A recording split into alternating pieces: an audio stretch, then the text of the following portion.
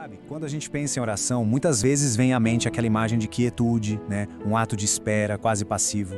Mas e se a gente olhasse por um outro ângulo? E se a oração fosse, na verdade, o ponto de partida para algo bem mais dinâmico que une o espiritual com a mão na massa? É exatamente essa ideia que a gente vai explorar hoje. Olha só que interessante. De um lado a gente tem a oração, o clamor, a espera, a preparação do coração. Do outro, a ação, o passo físico, a caminhada em direção a algo, a construção. Parecem coisas totalmente opostas, não é mesmo? Uma é sobre esperar que algo aconteça, a outra é sobre fazer acontecer. Mas a grande questão é, será que são mesmo opostos? Ou será que são, na verdade, duas partes da mesma coisa? E é aí que entra um conceito muito legal. Ora-ação. E não está escrito errado não. A ideia aqui é justamente essa junção, é a fusão perfeita entre a hora de orar e a hora de agir. É a noção de que a fé de verdade não acaba quando a pessoa se ajoelha. Pelo contrário, é ali que ela se levanta e, dá o primeiro passo. Então nosso roteiro de hoje vai ser esse. Vamos passar por esses 5 pontos para entender melhor essa ideia. A gente vai ver como essa união se manifesta em histórias incríveis, desde o planejamento para construir uma cidade até a preparação para o terreno de um milagre. E no final, vamos chegar na pergunta-chave. Afinal, que ação é essa que vem depois da oração? Para começar, vamos pegar a história de Neemias. Pensa bem, o cara vivia no maior conforto, lá no palácio do rei. Mas a cabeça e o coração dele estavam em outro lugar, em Jerusalém. A cidade do seu povo estava com os muros caídos, totalmente vulnerável, desmoralizada.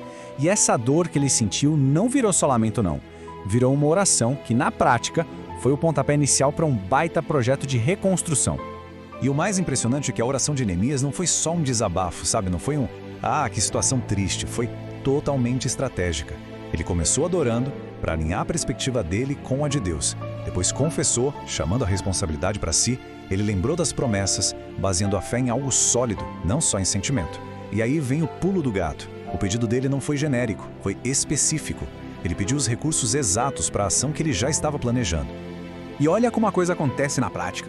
Na primeira oportunidade que teve, Neemias já chegou com o projeto debaixo do braço. Ele pediu permissão para ir, pediu cartas para garantir uma passagem segura e, claro, pediu a matéria-prima, a madeira para a reconstrução. A oração foi o combustível, sem dúvida, mas o plano de ação foi o motor que fez tudo andar. E o resultado disso tudo? Simplesmente inacreditável. Em 52 dias, os muros de Jerusalém estavam de pé de novo. Um feito que parecia impossível. É a prova do poder dessa oração. A fé que se ajoelha para orar é a mesma fé que depois pega a ferramenta e vai para o batente. Ok, agora a gente muda de cenário. Vamos lá para o Monte Carmelo com o profeta Elias. Uma cena de confronto, daquelas de tirar o fôlego.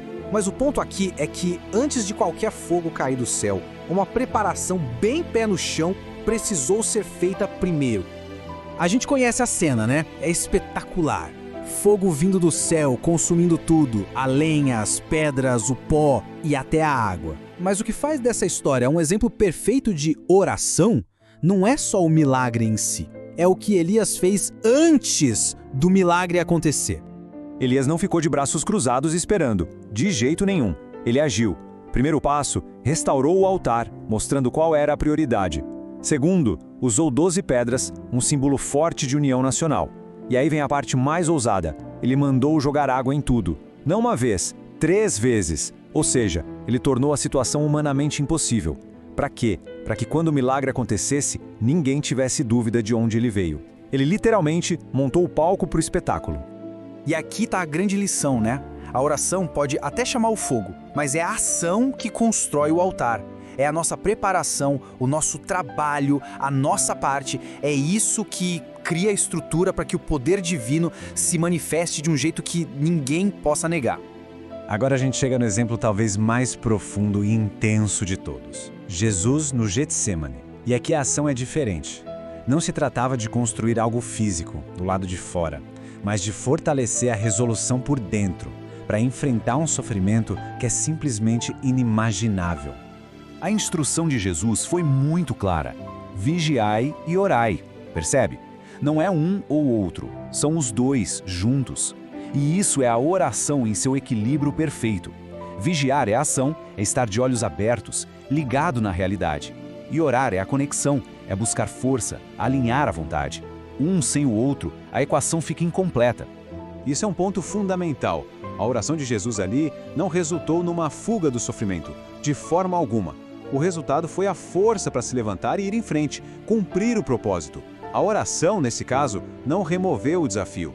Ela capacitou a pessoa a enfrentá-lo. Vamos avançar para ver como essa oração também se manifesta como um passo de obediência imediata. São duas histórias bem rápidas, mas que dizem muito. A história do cego de nascença é muito direta. A instrução foi simples e específica. Vai, lava-te no tanque. A cura não aconteceu ali, na hora da oração. Aconteceu quando ele obedeceu. A sequência é papum. Ele foi, se lavou e voltou enxergando. A ação dele foi a ponte que ligou o problema à solução. Aconteceu a mesma coisa com o apóstolo Paulo. Ele teve uma visão e qual foi a reação? Imediata. O texto diz que eles procuraram partir logo, na hora. Não teve reunião, não teve vamos pensar melhor, não teve procrastinação. A direção veio e, puf, virou ação. E essas duas histórias mostram bem a diferença entre dois tipos de fé, né? A fé passiva, que fica esperando, que questiona e que no fim fica só no campo do desejo. E a fé ativa, a oração, que se levanta, obedece e dá o passo concreto na direção daquilo que foi prometido. Bom, e com tudo isso, a gente vai amarrando as pontas. Se a gente junta todas essas histórias, um padrão muito claro e poderoso começa a aparecer, né? A oração nunca é o destino final. É sempre o ponto de partida para um movimento concreto. Olha só este padrão. Neemias saiu do palácio. Elias preparou o altar. Jesus se submeteu à cruz. O cego andou e se lavou. Paulo partiu na hora. Em todos os casos, sem exceção, uma ação específica, tangível, foi o canal que abriu o caminho para um resultado transformador. A ação não substitui a oração, ela completa a oração. Então, para a gente resumir, qual seria o caminho da oração? Dá para pensar em 3 etapas bem claras. Primeiro, orar com propósito, buscando uma direção clara. Segundo, se preparar com diligência, fazendo a lição de casa, a nossa parte. E terceiro, prosseguir em obediência, transformando o amém no primeiro passo de uma caminhada. E tudo isso deixa uma pergunta no ar para a gente pensar. Se a oração não é o fim, mas o começo, e se o amém é na verdade o sinal de largada, então qual é o primeiro passo que precisa ser dado?